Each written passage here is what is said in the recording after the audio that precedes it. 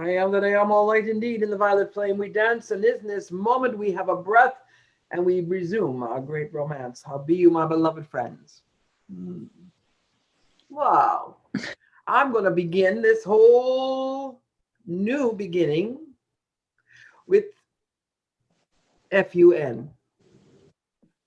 So I'm going to invite each of you to let me know what your FUN is. What is the acronym FUN to you individually? Make up something fun, because that's what it's about. Anyone? Dancing under the stars. That's good, but I'm talking about FUN like full unlimited nirvana. Get it? FUN. Okay.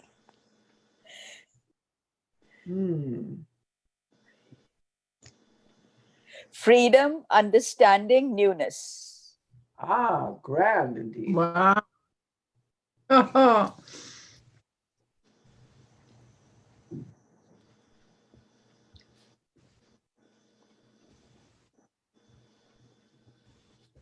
You're creative. Wow.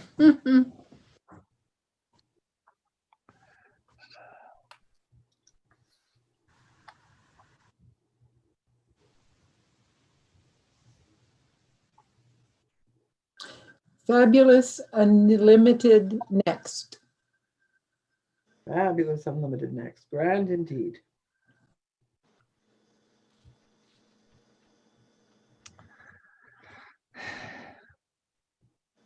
Fast union nimbly.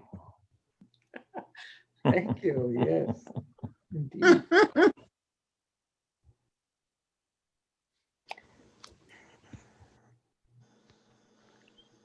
Fantasy, unlimited, natural. Thank you, beloved. Indeed.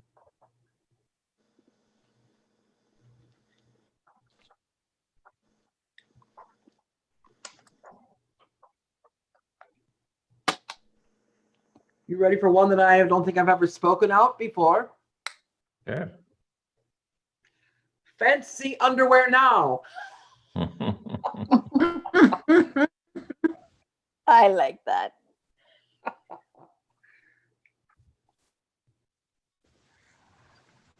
Fulfillment, unified, never ending. Good one. Thank you.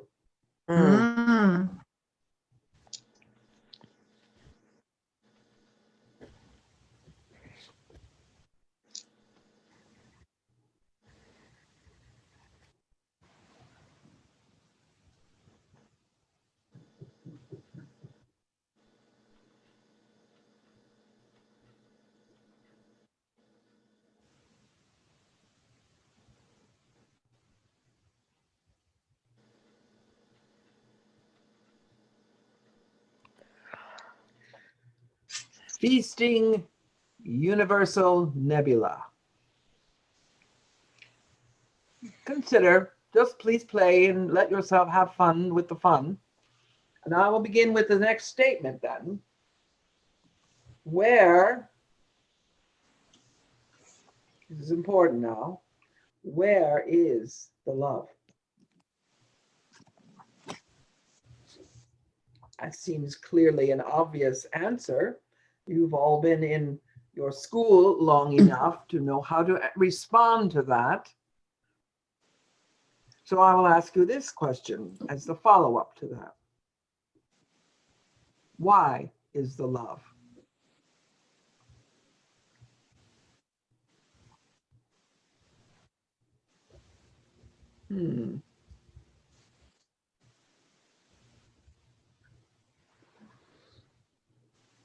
There is nothing else. That's good. Because we're all pieces of God. Thank you. Because it is. It's the spark of creation. Thank you. Makes my heart sing. Yes. and expand. Perfect.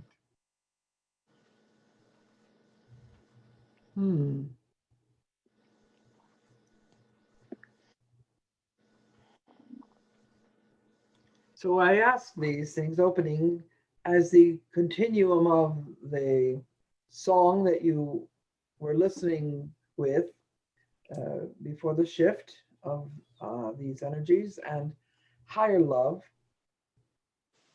from the experience of the human mind, from the human fear, from the human judgment and worry. That's a very important intention to bring to the place of a higher love, a higher state of being than stuck in the muck. Huh? And yet, ultimately, we know that it truly isn't higher, it is clearer, expanded, more observed, more real. So we don't have to pick apart and make it wrong. It's not wrong, it's very real. Because in the human physical world, the densities of your day to day, if you are in the basement of a building and you've never been outside of that building, but can only peer out the window to everything going at ground level, you have very little perspective of what would be in the sky level of things, right? So your ambition, your goal might be at some point to get to that higher level of the sidewalk where you could see life at the street level, at the earth level, above that place in the basement of the building. So the perspectives are interesting focus. And you have the capacity to say, even though what is higher to me is the street level beyond the basement I have lived in, there is always more. I want more. Not out of greed, but out of the desire and the belief, the faith that you have a realization that whatever and whoever is living at that level, at that street level, to them there is another level and another level, another level. So the idea of that has kept some people in the illusion of hierarchy, that ascended masters are in a hierarchy of jobs or positions, because it would be based on the belief or the understanding at that very base level of existence for humanity. You perceive things such as ground, higher, higher, higher. Rarefied air, rarefied frequency. So none of those perceptions are in error. They just are based in a limited capacity to embrace all of it as unified and existing in the one, in the now. And yet, I doubt that any one of you here would be feeling very excited if you were told, whatever your dwelling is now, wherever you live in the now place, you are now going to be moved to a basement apartment in a dense city.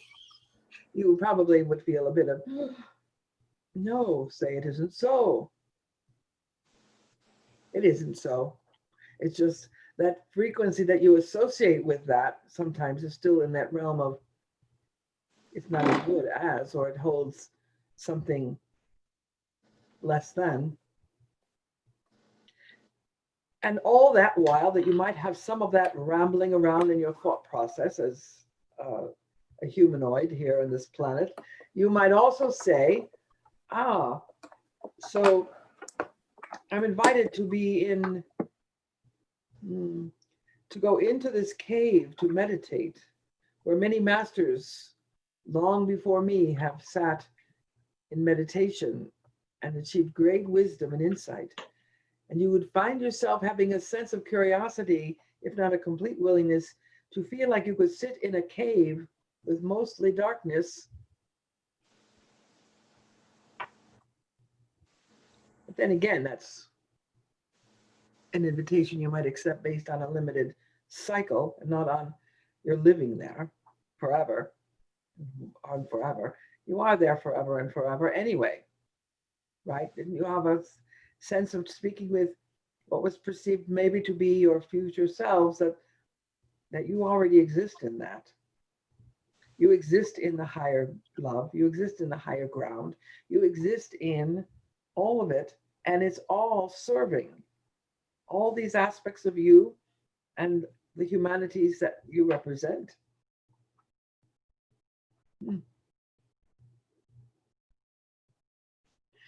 So the new beginnings would be possible for you simply because it is in the available sphere of choice. New beginnings, new possibilities, new gifts.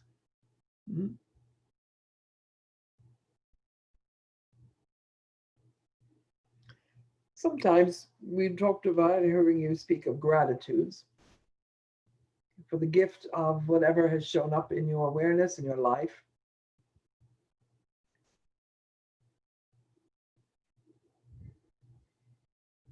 But if a child is said, for the holidays this year, you're going to get one present every day for X days. Sound familiar, some of you? You might look forward to the next until you realize it's a pair of socks, it's some new undershirts, it's a pencil. You know what I mean? Those kinds of gifts, which are nice, but the excitement of a newness and thinking it's going to get better and better and better, or bigger and bigger, or maybe you're not going to let anyone know because you've been well trained in humility that you feel like let down and discouraged. Whether that was many days of gifts or Christmas morning when you go, that's not what I asked for. You know, but did Santa not get about what I wanted? So the idea is that you ask the universe for some things for your gifts. You hope for some things as your gifts. And sometimes you open the gift and sense that the box is empty. Or, wow, that's what I get? So just be honest about those moments that from time to time you might be missing that creative opportunity to decree gratitude and a new beginning.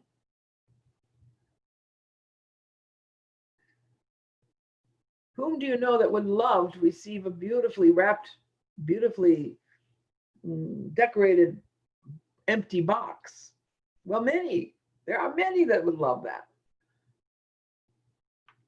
Sometimes the toddler, just for having the excitement of the ripping a decoration apart or looking at the decoration or climbing in and exploring like a cat would do, right?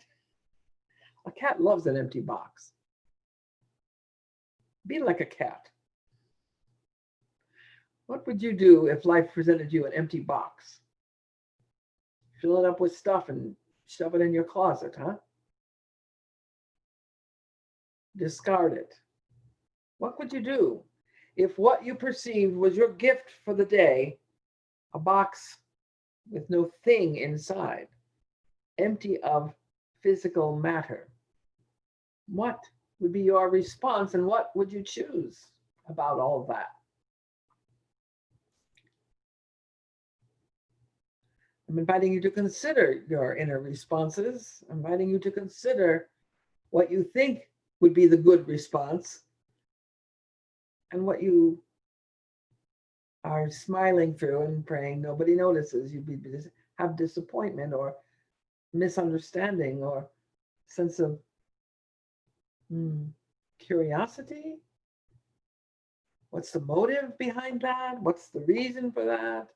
You see, your mind often would get very carried away with reasons for the empty box showing up. Why did I create this? Some of you very advanced spiritual masters like to play that game. What did I do to create this experience in my life? As if you did something bad, wrong. Understand, sometimes you're seeking an answer That is maybe, could be a better question. What is my gift in this? What is my blessing? What is my grand opportunity? What do I choose to create as a new beginning with whatever this thing is that showed up for me, seemingly empty or not what I was desiring to experience? So again, we throw the cliche out just to make sure that you can clear it from your mind. When life gives you lemons, you what? Make lemonade. So that's an interesting, if not seemingly pushed aside notion, because it's been used and used and overused, perhaps as an idea. But when you receive something that you don't know what to do with or why, let your heart give you the answer of what is possible with it.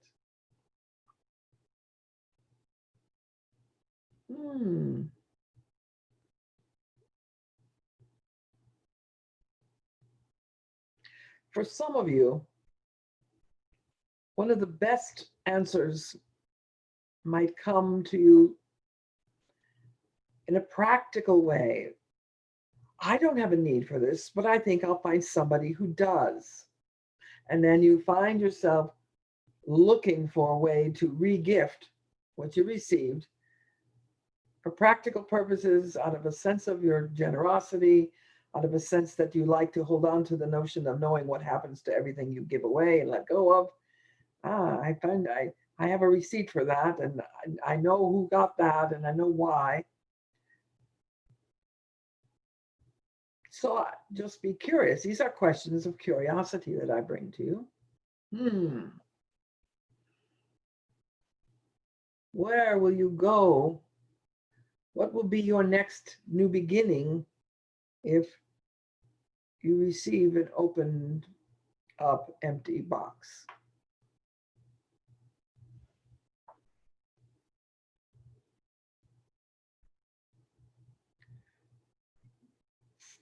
If you were a toddler, you'd climb in it and it would be your car, and you'd be driving around, scooting it around the floor. If you were a cat, you'd curl up in it and just feel like now you're in your den. If you were an engineer, you might use that box to hold things, to shape things, to be part of a building. You would look to how you're going to use it in another practical way. What would you do? What would be your new beginning when life gives you an empty box?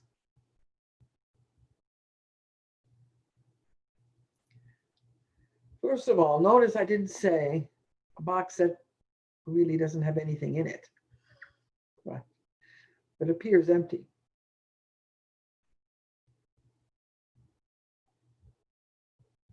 Haven't you watched magic shows? Speaking as one who has played plenty of parlor tricks on magic in the days I have walked upon the earth, I would say, nothing up my sleeve. See my hat? Nothing in there. Presto! The rabbit came out of my empty hat. Or, here's your bouquet of flowers.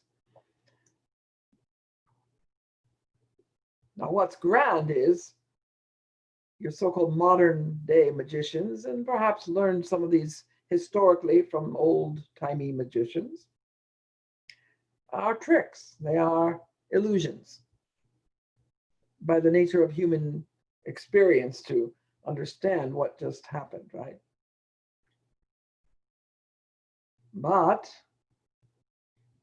And when you've understood the power of creation, it's not a trick and it's not an illusion. It's a manifestation of a possibility. So what would the symbol of an empty box mean for you, and what would you do with that? Pull a rabbit out? Well, that depends. If it really, really, really is important to you, you better also know how to pull out the things you need to maintain and support and give life ongoingly to that rabbit you just manifested out of your box, right? Remember that sense of responsibility for everything you create. Not responsibility for obligation, but of a bigger picture of agreement and the flow.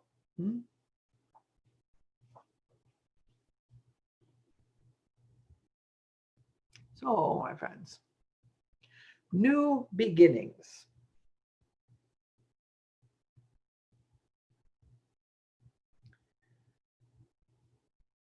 Never eliminate wishes. N-E-W.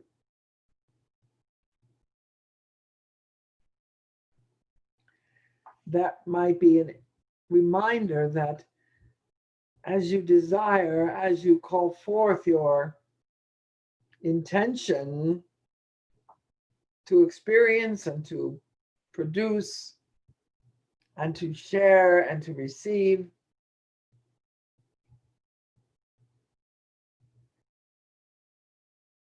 you are living in the potential. You are living in the probability. You are living in beyond what is possible.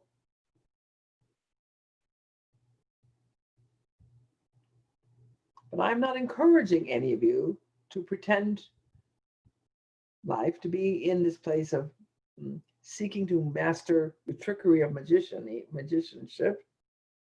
It is rather that you master the power of your infinite nature to choose, to hold presence with. Now. And every now, a beginning.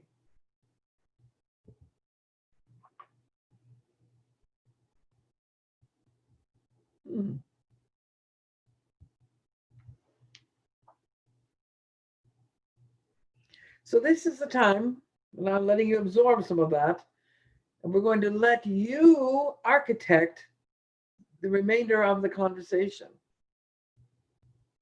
What questions are you willing to ask of that which I present with you? What questions are you willing to hear the truth with? What questions feel important in order for you to feel complete with the energies of these special new beginnings that we have worked with you in, played with you in these 2 days? So I open this conversation to your questions. I may direct your questions in ways that you're not anticipating, so let's have some fun with it.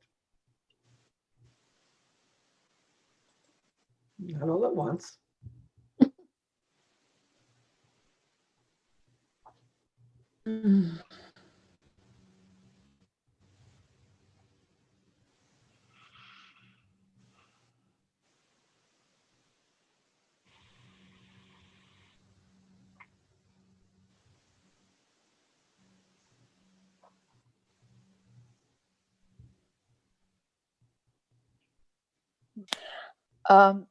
From what I have experienced, from what I've seen on my journey on the earth, in the end, it all boils down to just having the frequency one is vibrating at decides everything. And to raise one's frequency or have a much stronger connection to one's inner self or to source, I think everything just ends up in these 2 points. And I would say you can start anywhere, but you end up here.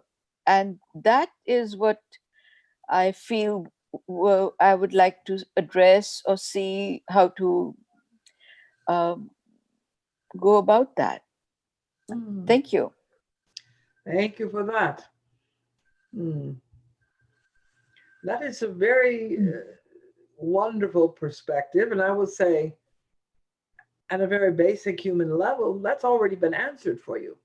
If you've ever shopped in a traditional marketplace called the mall, have you done that? Have you ever been inside of that? Maybe it's not even an indoor mall, but a gathering of shops. And there would be a sign, a directory of where the various shops are in relation to. It's a map, if you will, of what is all around you. And that will show you, can you see that? A big X or a big circle dot, and it'll say, you are here. Intending that it gives you the relationship you have in that place to everything else that is around you. That is so silly, but it is also so extraordinarily spot on to everything that goes on in your life. Only from that perspective that you accept, I am here, here I am, can all that is around you be relevant. Because you then connect to what is of value to you, of everything around you. You receive it as, oh, that's a possibility. That's a possibility. This is an interesting route to make, your journey with. But from decreeing, here I am, you are in that glorious place to know that your frequency is whole, as it is. And as the frequency you experience yourself to be, you will find the easy resonance to attract and to relate in new ways to anything and everything all around you. Maybe you will never go back into that place again with the map, because none of it is relevant anymore. It just is what it is, and it's just in a frequency outside of your need, or that which you thought would be there is not in your view. But wherever you are, here you are.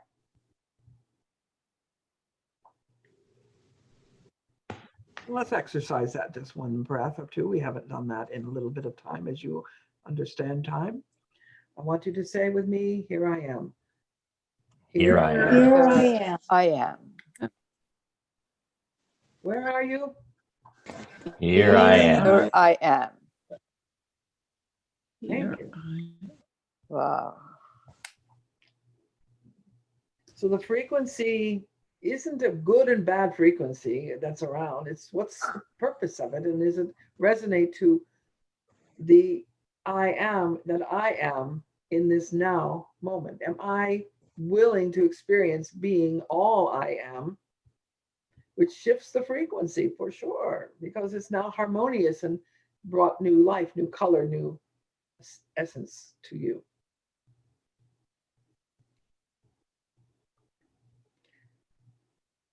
So I'm reminding you of some conversations that have happened over this cycles we've been sharing, and that is, it's not necessary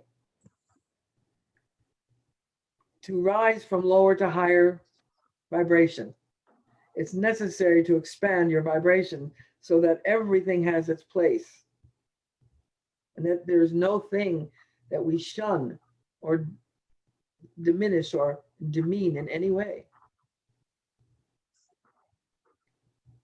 I would react to that also with this reminder of how systems recycle the belief in better and less than. And one you are familiar with, and most are, at least in some facet of their being, what some call the caste system. Yes? Yes.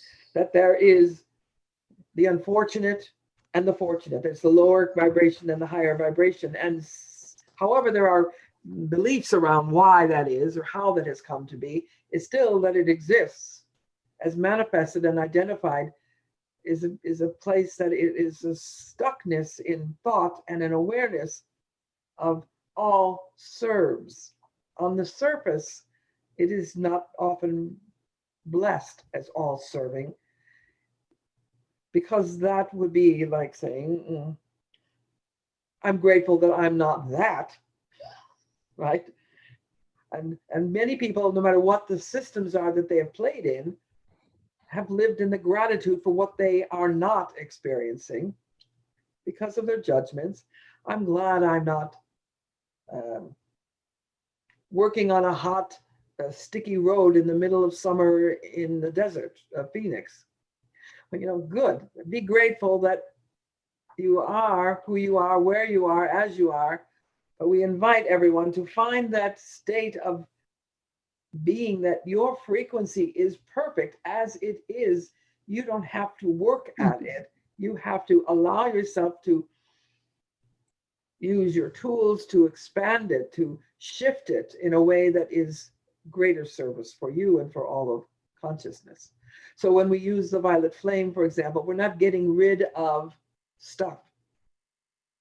That thought form of getting rid of.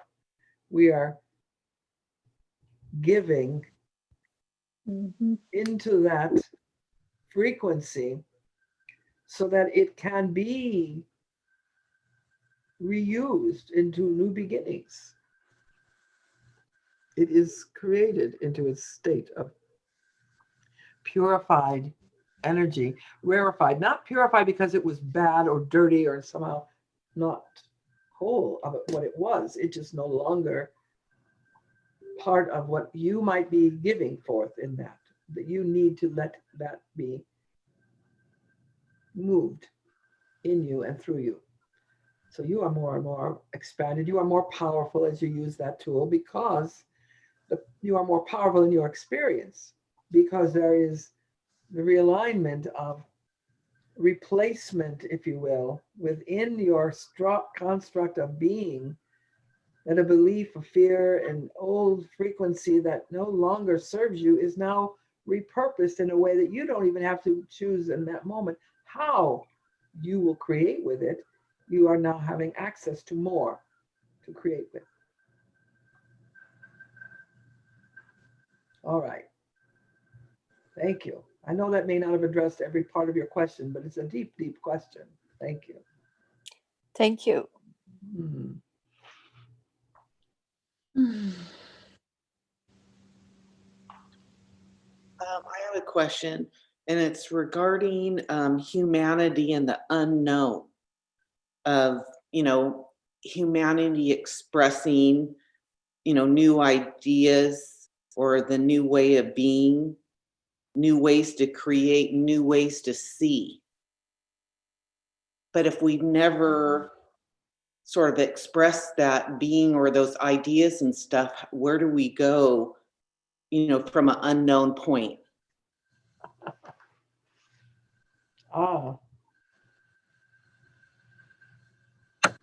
Well, one of the ways that occurs is by allowing yourself to connect with your intention to know beyond what you know, to understand beyond what you understand, and to see or experience beyond what you have accumulated in your realm of knowledge in the moment.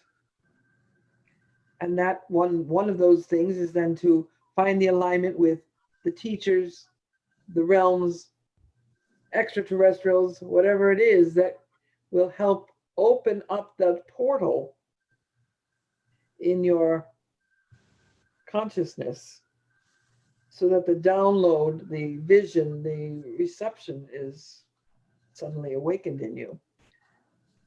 You're given that a lot, actually. And what occurs is, much of the time, is at such a level that you are not certain what to do with or how to interpret it, because since it's new to you and maybe new to humanity, how do you express it?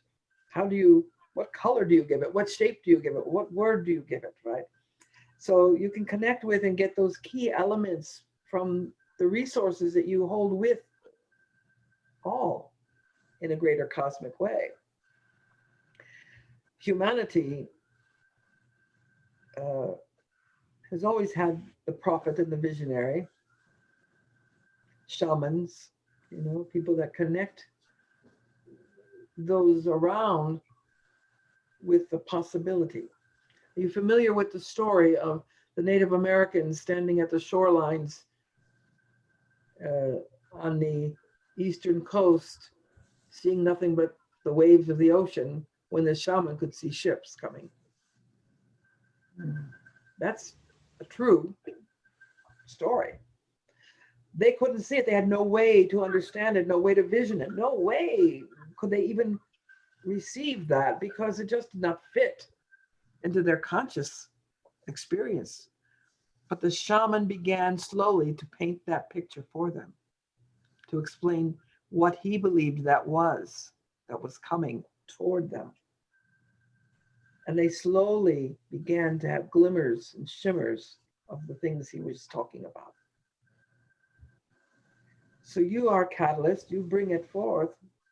And how do you do it? You simply use your frequency to connect with divine mind, some would call it, the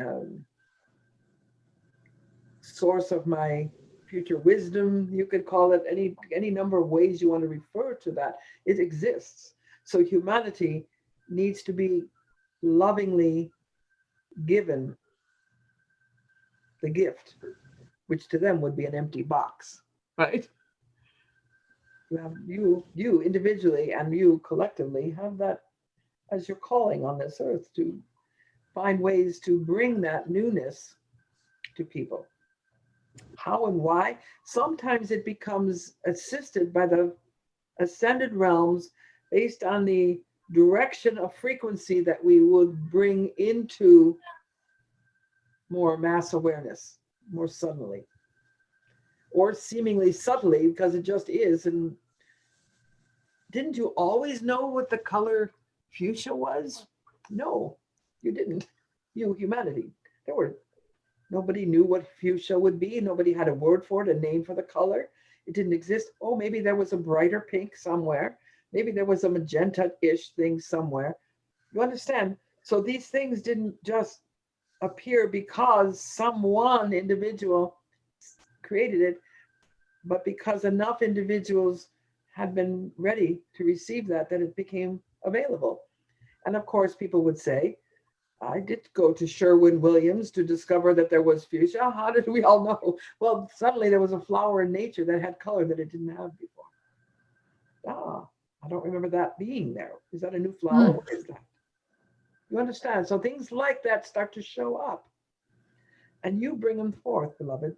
You do. I'm speaking directly to you, not to just all of you, but you who asked this beautiful question. Let me have your fear that you will be misunderstood or prophetically damaged by being so bold as to share new thought, new words, new vision with humanity. I receive that state of fear that so many stand in. I receive it, and I allow that to be in the transmuted flame of truth for your power.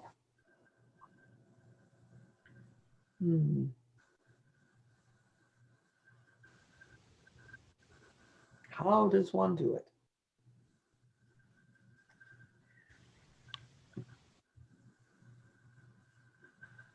Well, you have to go to another part of the time frame of the continuum of life on Earth, to where you could go to a Radio Shack store and go in and buy the perfect little ingredients to put together your cosmic radio signal, right? Playing, of course. How? All right, I'm going to give you and everyone another one of my favorite simple affirmations. I am a perfect channel of divine light. I am a perfect channel. I am a perfect channel of divine light. I am a perfect channel of divine I'm a light. perfect channel of divine light. It doesn't have to mean you are a voice channel, a full trance channel. It's not about that. It means that you are an open vehicle for the light of the universe, the frequency of the universe, to be expressed in you, through you, as you. And there, knowing that, having faith in that, you don't have to wonder or worry or doubt whether you're being accurate. Because it's not about directing whatever it is that comes through you in a way that is, remember this phrase from early on, for your own good? It's not about that. It's for the divine good in all, and so be it. You are a perfect channel of divine light. Therefore, you have access to all that is the perfection of possibilities, great potential, and you then hold the cusp of new beginnings in you, through you, for the evolution of mankind on this planet and elsewhere. And so it is. Thank you for that question. Do you feel that we addressed parts of it?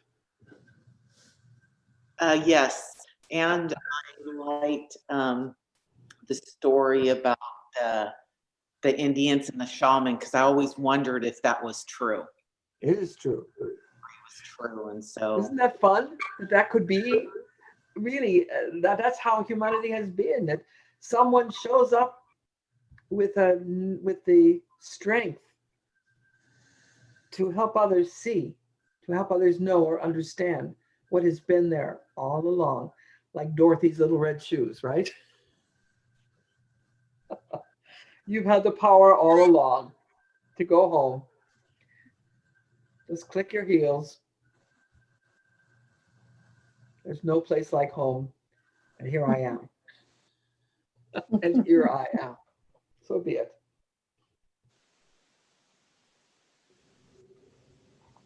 Next question.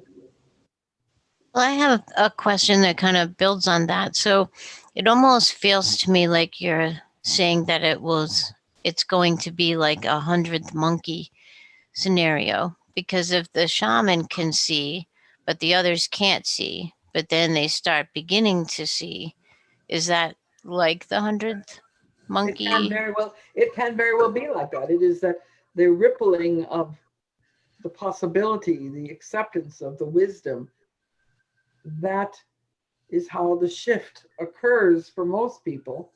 For some, it's that sudden, immediate presentation of a new opportunity. The meteor hits the earth and there you are, right?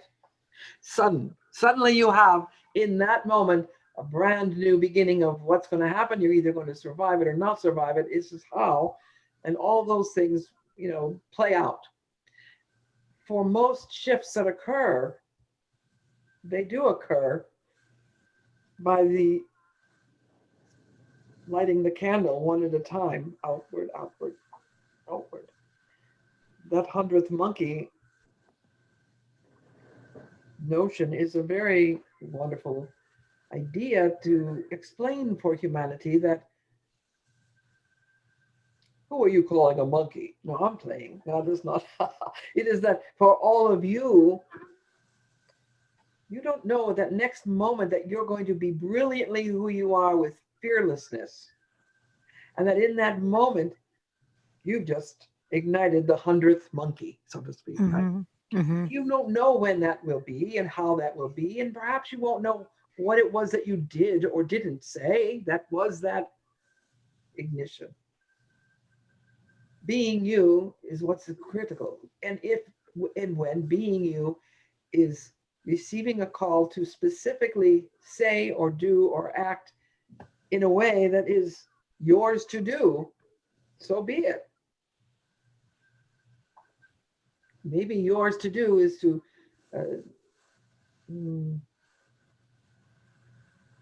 allow for the creation of your light to build for X number of minutes in a daily way, or a certain way, a certain amount of time. That you intend that for no reason other than to be the light I am, I'm going to be the light I am consciously in my breath.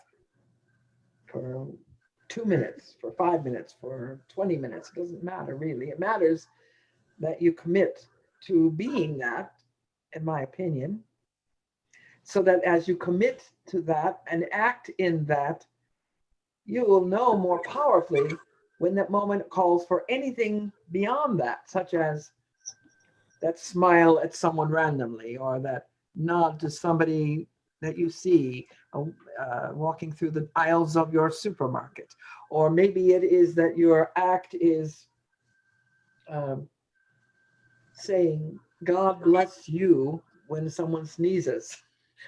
It is so many little ways that you are called to express that beingness that can be, as some refer to it, the tipping point for the shift to be relevant and evident.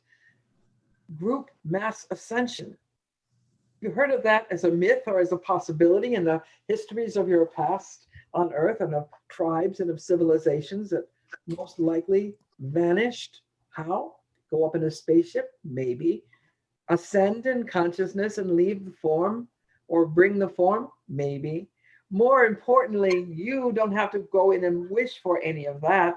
You continue to do and be all that you are, being, beginning new, so that, yes, if 1, 2, 3, 99 sparkling human lights are expressing fully their divine self, and suddenly that 100th becomes magnified, and that 100th becomes the 100,000, that 100,000 becomes 100 million, and that 100 million becomes beyond. The ascension is here.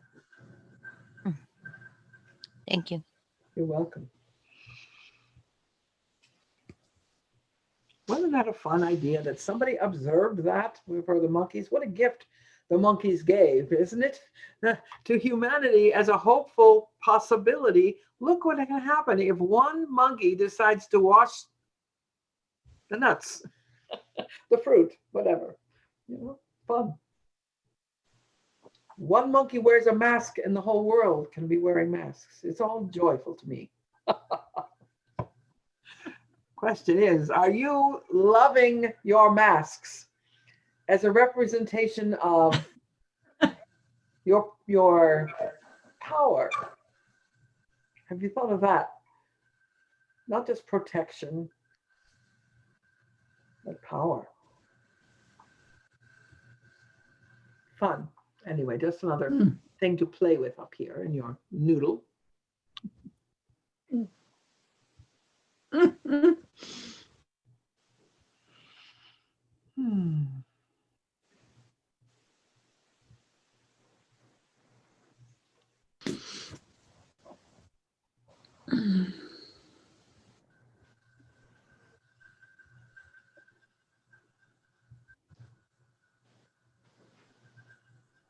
So if no question comes to me in the moment, guess what I do? I call on you. No, I'm kidding. I'm not going to do that.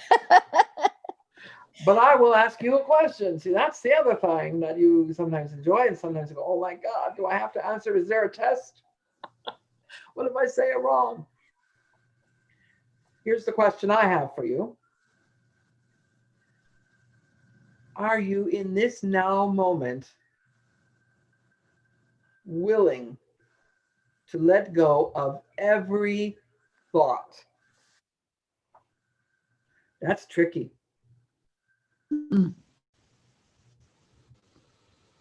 I am.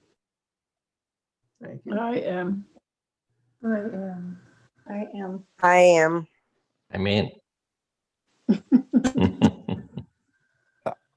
Hmm. Mm. Now here's where it really gets tricky. If you're listening to my words and processing them, you're experiencing thoughts, which is not something wrong or evil, or it isn't even against sinning against your willingness of affirmation to let go of all thoughts. It simply means you do not let yourself be attached to the thoughts that are frequencies that run in and through you and all of creation.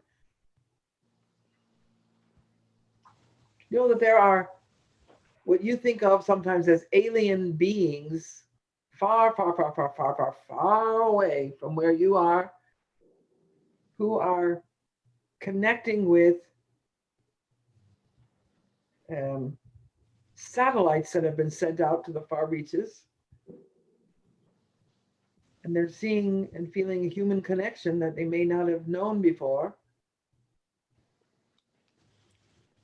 And some are actually hearing the record playing over and over again. That's been sent out on the Voyager. You know that record? With all the human languages on it and various statements. And so where does that stop? Where do the radio signals stop and start? They are, right? They're just out there, out in cosmos. So thought frequency is not going to go away, but what you will connect with, use it for, attach to, or just simply observe, that's a test of your mastery, yes? Willing to let go of all thoughts does not mean that you never think again or never let thought be part of you. You don't have to set up some brain barrier so that thoughts cannot enter. So it's good for you to exercise your role as observer of thoughts. Can you agree that this is a good practice? Mm-hmm. Good. Yes. Now that I have your agreement on that, are you willing to let go of all feelings? No, not my feelings.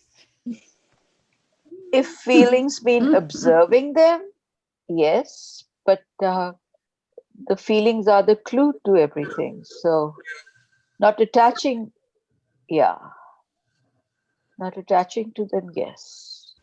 Thank you. Possible? The feelings are just your thoughts, beliefs, and ideas. So are you saying to release or to let go? Because the feelings are something based on your thoughts and beliefs and ideas. Partly, and here's a modification of what you just stated. Can I modify that? I'll make a distinction between your emotions and your feelings. Okay. And the emotions fit that description. Yes.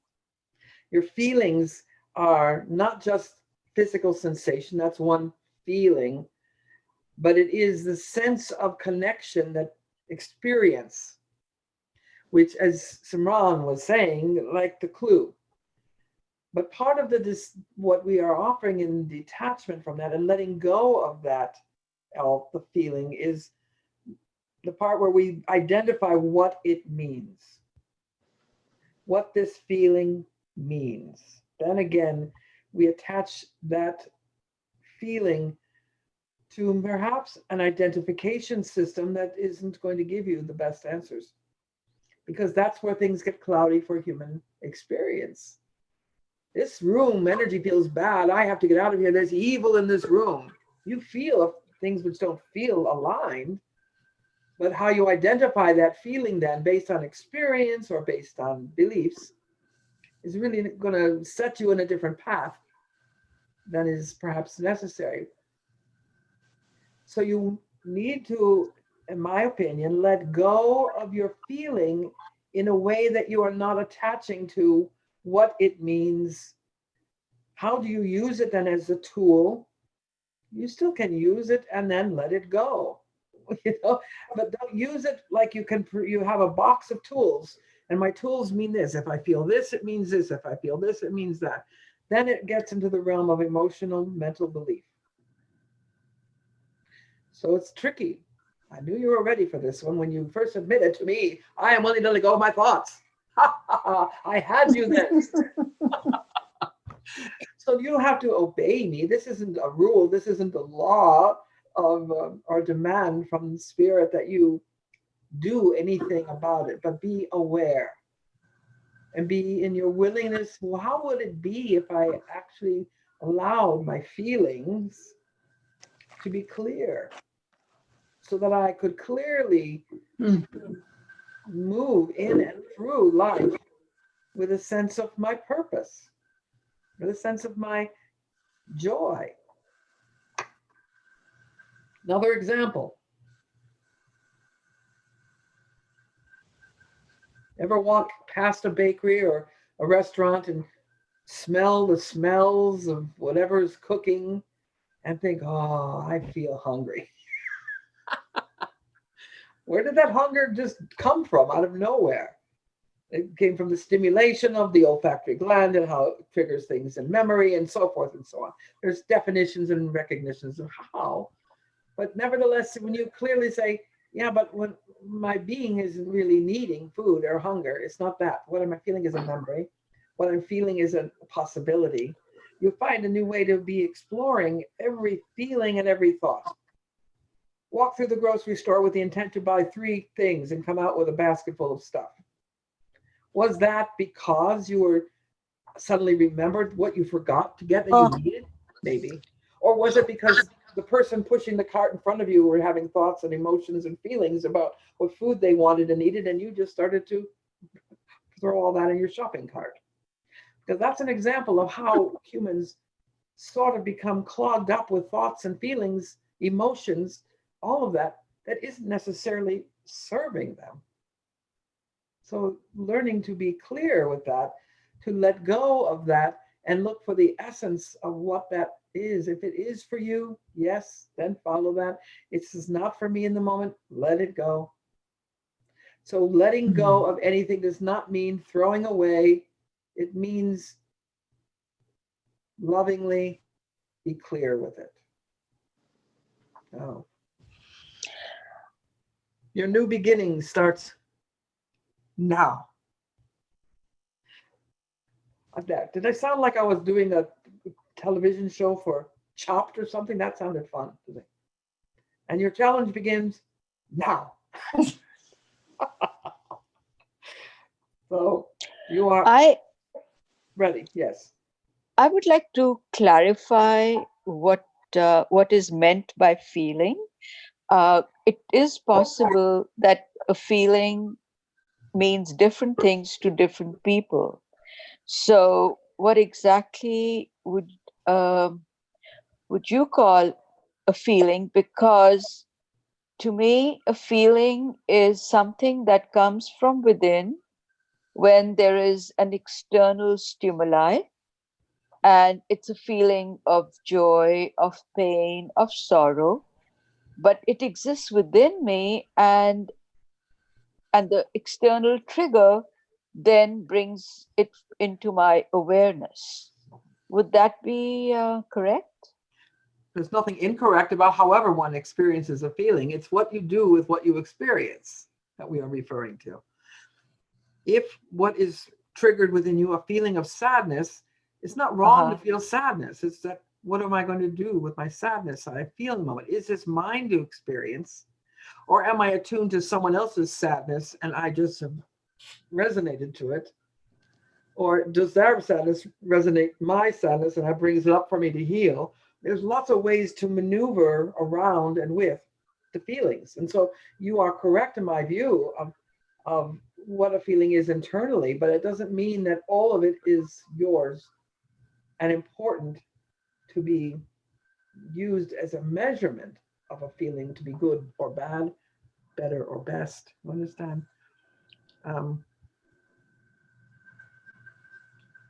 Some of the appliances you may be using electricity for in your home run on different amperages, right? Mm-hmm. So some are lower voltage, some are higher voltage. And if you try to plug a big refrigerator into some little thing that's not wired for that, it could make a short. It could do even more damage than a crickling short of the wiring, right? So when you have your feelings, they have different frequencies to them, and you've assigned what those frequencies mean. That may or may not be the accurate thing. I The see. feeling is what is real. It's how am I going to use this feeling? How is it for me now? Some can feel an overwhelmed sense of joy and feel tears flowing. Doesn't mean they're feeling sad. See, it can get very mixed based on what programs you've created, humanly created, to shortcut your life. And all these shortcuts can be very useful, but they sometimes could be not so good. You can use a microwave oven to reheat something, but you're not going to get the food you would have had you used a different appliance, for example. Is that too obscure? Did that make any sense? Yes, no, it helps. I'm addressing you. You know of the, speaking of a microwave oven, not to make it be a wrong thing. It just does what it does. But you are aware of the experiment that was done with ghee? That someone thought would be interesting to see if we can quicken the process and clarify this butter in the microwave. What happened to that butter the following day? It was green, moldy, and full of slime. Mm. It did not create the Mm. product that other processes had given. So it just, now what? Do you do it? You use it? What do you do with it? Put it as fertilizer for something? Maybe, I don't know. But so sometimes we have things we believe we understand or we've identified as our shortcut, and it doesn't really serve. So good questioning, because indeed, if it were so simple, we would have been off this topic 2 days ago. Thank you. Thank you.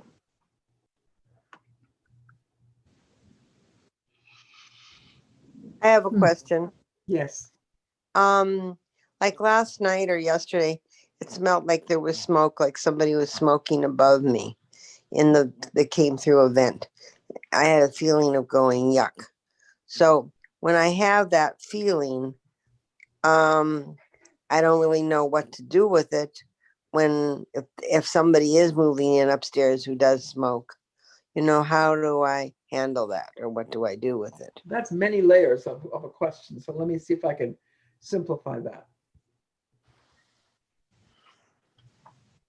Your human physical being has a physical sensation of smoke. Correct. You smelled it, you felt it maybe in your throat, somehow connected into your body. That's number one. Now,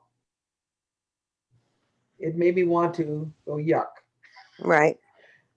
So, all right, let's accept that that was a way to put words to a visceral response to the feeling. Now, where the question is, what do I do about it? That is really a very open question, because what do you want? What is your intention? To be angry, to blame, to what is it you want to do? What is it you want to happen? Well, like I'd like to eliminate the smoke, to have the But person. is it yours to eliminate? No. So you have other, so that frees you up to then know, this triggered me that I have some new choices to make of how I will experience my sacred space in a building where I cannot completely shut out everybody else's choices, right? Mm-hmm. So how? So what are some of the options you may have? You may have the option of running a special filter in your place to help filter through that smoke. I see. Okay. You may have an option to wear a mask. Oh, not inside my own house. I mean, you have options of your choices, but when the choice is looking at, now I'm going to do to change that person or change that situation, it's only you that can be changed. Right? No, I like the idea of a special filter. That simplifies it then. Mm-hmm. Diffuse some energies, or some oils or something. You've got ways to help you manage some of that in terms of how you receive those sensations. Got it. Thank you. Thank you very much. Mm-hmm. Hmm.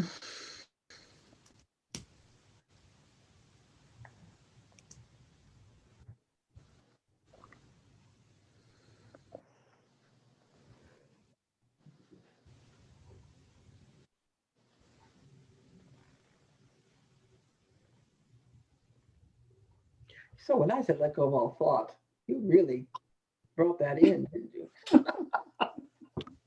So how can you create a question without a thought? That's funny in a way, isn't it? Am I supposed to use my brain? My attunement apparatus? Well, we just love laughing. Attunement You're human. apparatus. Thank you.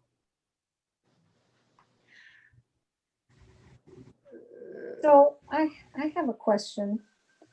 Yes. If you're, let's say you're feeling angry about something and you're talking about letting it go. But sometimes just by saying, in other words, I don't want to deceive myself because I have always had through the years cases where I would stuff things as opposed to letting it go. So it's a question of not deceiving myself and saying, oh, I'm going to let this go when in fact I haven't. So I think for me, probably my best route, since I like the violet flame, is to sit with it for a few minutes and feel the anger and process it, and then just put it into the violet flame. Mm-hmm. One way. But a key of that is to acknowledge it, not to disregard it, and try to somehow eliminate it by with a state of being that separates, right? So where one feels anger, the acknowledgement is to say, I feel angry. I feel anger. That's first. Mm-hmm. And for those may need a reminder, we wouldn't say I am angry, right? We want to keep rephrasing those I am statements. I feel angry. Breathe. Just breathe. Processing it doesn't even have to be a big thing. It has to be however many moments. It could be a month that every day for an hour, you just breathe feeling anger. When is it going to go away? When is it going to change? When is it going to not be anger anymore? Whenever you integrate it and stop naming it for what you think it is or why it exists that way. So it doesn't have the process is whatever process you think is valuable. And the violet flame is a tool to help with that. But again, I remind you, it is not in order to take away your participation that you allowed it in. It may have been triggered within you as part of the anger you've held for your mother. You think may not directly have to have all of that lineage of how and why you feel the anger. Now it's because something more immediately may have triggered that. But the anger in you, that if you breathe with it long enough, your mind would show you pictures, memories, experiences of how and why maybe that came into you. It might not show you that, but it certainly would be moved through the very breath in and through you. You cannot use the violet flame as your get rid of tool. Have I said that before? Yes, I have. Mm-hmm. So using it while you are feeling it, while you are blessing it with gratitude, I'm grateful that this feeling is now being moved in and through me, freeing me to new experiences of love. However you want to mentally bring that into a new state, a new beginning, then those are the things you practice with. Feelings are not bad. You don't like them because you feel bad, but the feeling is a feeling. Has any of you had, just not a big story, but has any of you had an experience where you have felt a feeling and experienced it integrating into not that which you thought it was? I think a few of you have had something just like that happen. Who likes adrenaline pumping adventures, roller coasters and rides and zooming on a bicycle down a mountain path? Who loves those things? Some people love those things, right? Here's my bucket list. I'm going to jump out of an airplane. I'm going to do these things. And there's a sense of feeling good excited, whatever you think the adrenalines and the hormones and energies of your body experience, it becomes a drive to have more of that for some people. So that's not bad, but that's a feeling that is enjoyable, would you say, for a certain population of people? Yes? Whether you think that's not you or not, I'm going to get to where it is you. Yeah. When you sit with whatever is the anxiety feeling you have about whatever others would feel like excitement and joy, when you just feel that state of anxiety or fear and breathe, not identifying it, why, just the feeling itself, I will guarantee you that in and through it, the mask of the over-identification of it being something not good will become transformed in you, will integrate into the whole of you as joy. You haven't experienced it, you will some point. Speaking of anxiety, presents in a lot of ways, but a tense feeling of tension in the body that is just like almost vibrating to the point of unbearableness at times when it's in its extremes. I'm talking to most of you now when I say, if you've ever had a physical sexual orgasm, that's anxiety in its greatest form.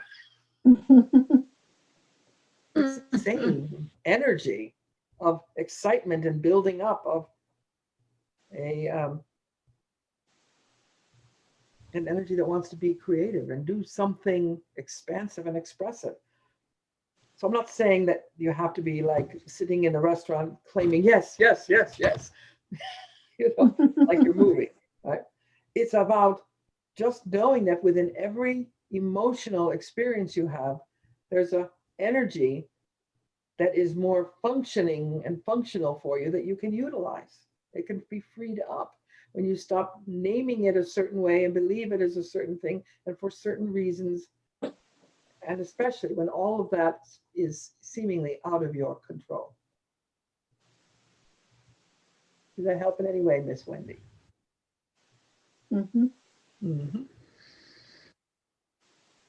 So, Thank you. yes, you're welcome. So, could you explain it a little more, please? Like when you are feeling anxiety, which I do, that one sits through it and keeps breathing into it till it becomes transformed. Is that what you're saying? Well, that's one way it can be done, that you can experience a transformation. It's more, it is many pieces to it in a way. So when the mind has already said what you think this feeling means, the first step is letting go of that, the identity with what you think it means. I see. So to just be with the feeling itself, not the feeling of what you think it means. What some people will find in a process of using their breath as a tool for moving energy through their body and transforming is that they will discover new feelings that were beneath the feeling, right? I see. So sometimes people will feel anger and suddenly they move through with breath and they notice, oh, I'm feeling great grief and sadness. Maybe not even knowing why. But in the human experience of life, perhaps trauma and grief, accumulated, was suppressed, repressed even in such depth that the response to anything that comes close to that will be rage and anger. So the frequencies will shift as you are willing to allow. The breath is a tool. And anyone who does physical exercise, you're taught how to breathe through some of the movements you do in exercise. If you're doing massage, you have people tell you, breathe as a certain push is being in your body. Breath is a tool to help you move energy, not to get rid of, but move it. And once it's moving, it can cycle itself through the place of transformation. It can't get transformed if it's still being held in a stuck place, right?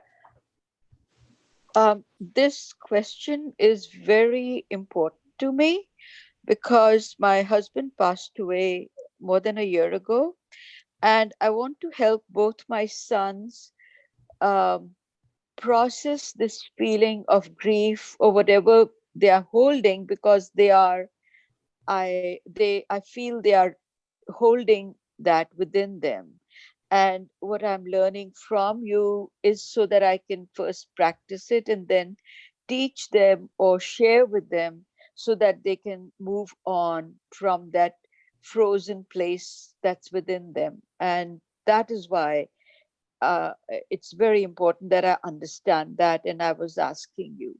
Thank Thank you, you for Saint that. Germain. Thank you for that. And as you beloved friend, practice for in yourself and become confident and comfortable that the reality is energy moves and can transform into more productive flow.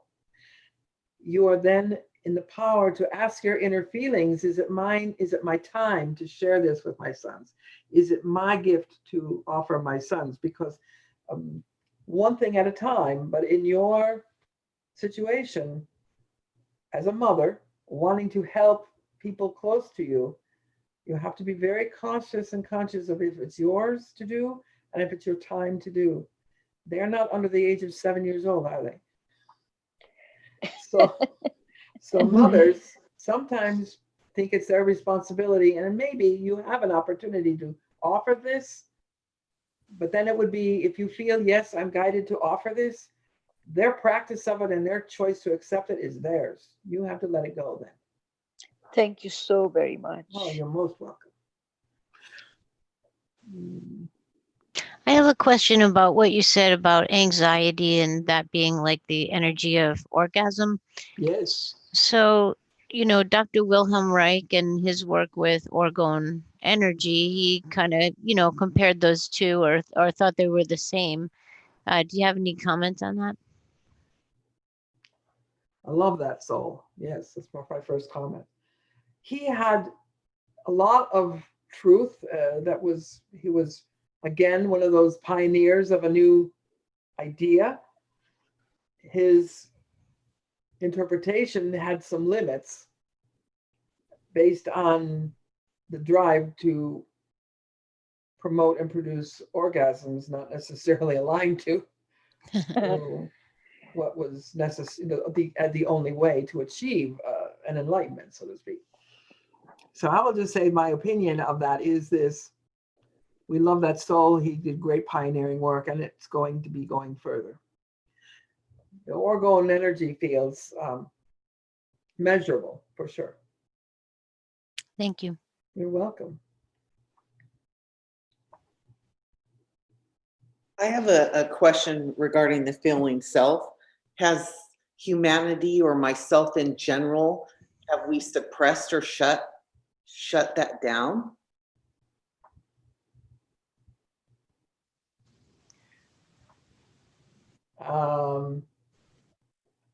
I'm going to use the moment of a pause here to find a way to address that, because it's a two-part thing you have asked: humanity in general, and then also me. So the shutting down has been a pattern that many large groups in humanity have accepted as necessary in order for survival, which is ironic because it is the very thing which can promote a more ease in survival. Also, there has been DNA deliberately blocked for that, based on, we won't use the word interference, but programming from sources of creation in the world of human embodiment. Does that sound like a convoluted way of saying aliens? But yes, it is. So it's kind of a two-part thing that is allowed for that to have been closed off or closed down and not as clear functioning. But through the activations that we have been offering, that you have all, each individuals, have been willing to align with and ask for that, all of that's being recharged and will becoming a brand new possibility for many who had been asleep for it. So the good news is you're far more awakened to the reality of that sensory body than you have been comfortable with sometimes. As people like to throw out that word empath, you know, it's like, oh, or me, I'm an empath. Oh, I feel everything, everybody's stuff. Oh, nobody knows the troubles I've seen, etc. You know, so sometimes opening up to have all the sensory possibilities and alignment to how to use them, sometimes that's a floodgate of things that are not easy to process or understand. And so then there's a temptation to want to find ways to build walls and protection around all that, right? It's but you can't hide forever. So you cannot build a wall that is true. You can ask Archangel Michael to protect, and you can find tools to protect. And all of that is just temporary. All of it is temporary because you are the commander. And there's nothing to protect except to affirm, I am protected by the nature of who I am. Remember when we talked about before that your protection is not, spiritual words or techniques are not just like right guard deodorant. One shot and you're good for the whole day. No, that's an old commercial. Look it up, Google that if you want, as they say. It's funny that there could be this notion that you need protection. You can ask for support. You can ask that the angelic and masterful senses that you're connected with help you remain in your illusion of security until the perfect moment that you are ready to open and receive and transmute and so forth. You can get support in that, but that isn't where it comes from. It's only utilizing what resonates already within you. You understand? So be it. See what we did, opening up this can of delightful worms, yummy worms. Tell me, are you willing to let go of your thoughts still? Yes. Are you willing to let go of your feelings? Maybe. Because I've given you fair warning, as they say, in an auction, that the opportunity isn't gone away, so much as it is, as you ask, so it is given. So be it. Fair warning. All right, we're going to conclude this because I've really worked your brain in this conversation today. And we want you to let go of thoughts, not accumulate more and stuff them somewhere in a closet of your mind, right? Like, oh, can't let go of that one. Well, it's good. Remember I said, put it on the boiling pot in the back of the stove, you know, of the mind. Don't pack it in. Leave it open where you can, if it's going to have value for you, it'll simmer up and give you what you need in the perfect moment, right? If it doesn't serve you in the now moment and you have no reason to hold on to it or to put it on that back burner, so be it, because here's the good news. It never goes anywhere. Always is there. You can always bring it in, whatever it is, the thought, the feeling, the emotion, the wisdom, the love, the peace. All that is available forever and forever and forever. As you become masterful, the things which you think are less than all that is, less than God, less than the divine realm, good news, good news, good news. You get to find yourself growing into your God self until you absorb all that you tossed off to God because you didn't know what to do with. You know, that's a good thing. You then bump into your own God self saying, here, God, I give this to you. Good, I'll hold it while you're ready to, you know, fight your fight, to dream your impossible dreams, etc. Your God self, maybe your future self, if you will, said, all right, We'll hold this for you while you play your game, and so be it. We lovingly will do all we can to bridge and merge ourselves, the future self with the now self, into the one for new beginnings. So before we do the actual so-called formal closing, I'm going to make my exit bow to you. I will ask that there be one more interesting bridge. One moment.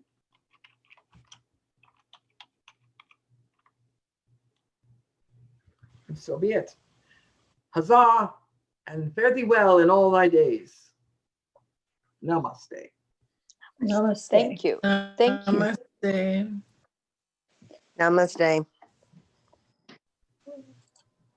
One power, one power, one power, one power, one power, one power.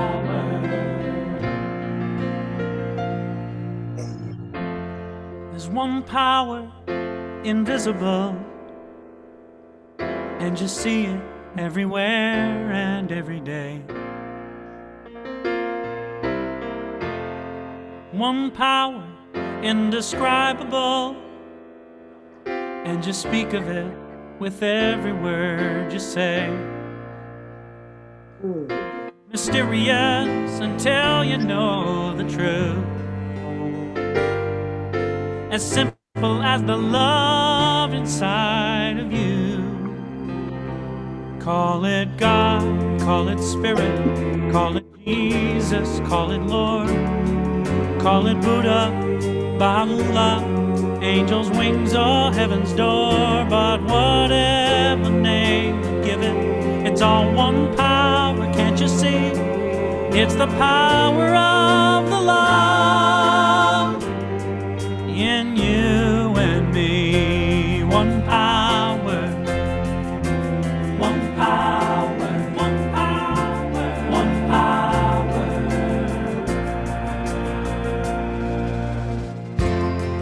We speak so many languages, different clothing, different colors, different names. The different is only dangerous when we forget that in the heart we're all the same. And we'll remember once we close our eyes to see that such distances were never meant to be.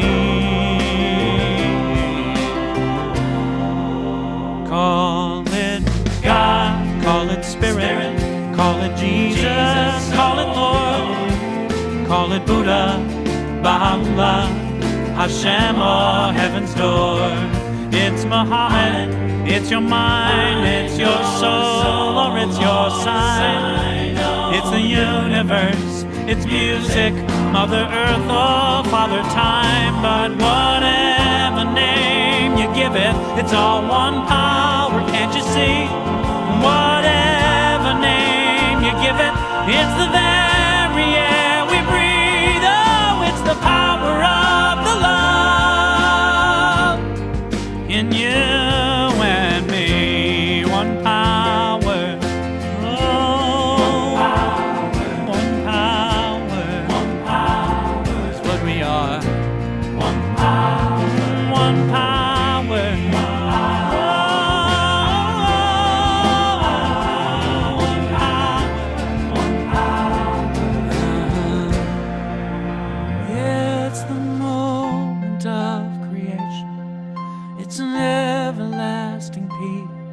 It's the freedom of forgiveness. It's the sweetness of release. It's the joy of inspiration. It's the sunshine on your face. It's the birthright of all nations. It's the boundlessness of space. It's the beauty of a baby the serenity of sleep. It's the anger we abandon, for it's love that's most deep. It's one power. It's one power. What we are is one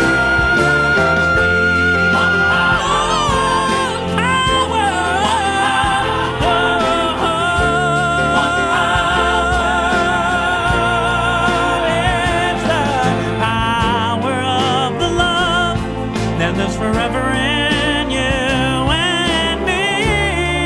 It's the power of the love in you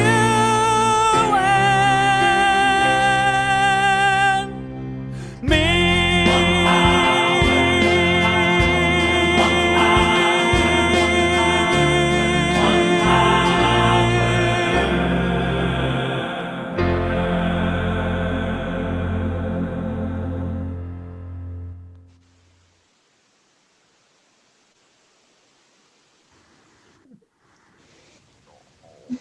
That brings me to weeping every time. Yeah, that's such a great song. I love that song. So,